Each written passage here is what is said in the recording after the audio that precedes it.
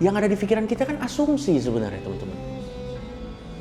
Dan asumsi, kenapa asumsi itu berbahaya? Asumsi itu belum tentu benar masalahnya.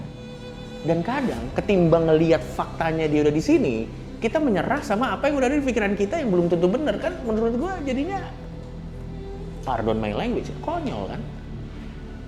Padahal harusnya kalau dia udah di situ, harusnya dia lebih enak.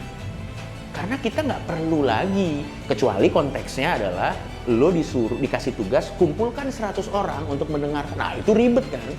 Lo harus ngumpulin dulu nih, berarti PR lo udah mulai dari dia mau nggak ya, wah itu udah PR.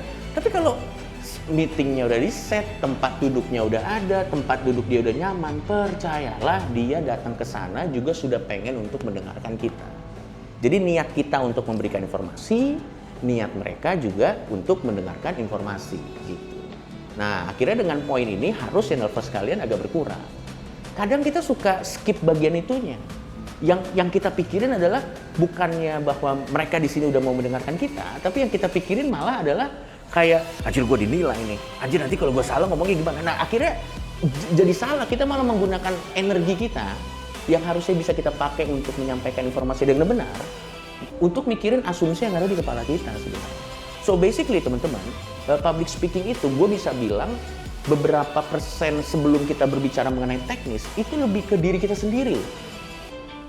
Ya karena kita bisa ngomong teknis malaman, kita bisa ngomong teknis berhari-hari, kita bisa ngomong teknis berminggu-minggu. Tapi pada akhirnya kalau kita nggak bisa ngalahin diri kita sendiri, itu semua jadi nol. Percuma lo punya teknik public speaking terbaik di alam semesta gitu misalnya, tapi setiap lo naik ke sini yang lo selalu menyerah sama asumsi yang ada di kepala lo gitu. Oke, jadi itu yang kedua yang harus kita pahami, bahwa saat mereka sudah datang, mereka sudah siap, ya harusnya itu jadi jauh lebih mudah buat kita untuk melakukannya.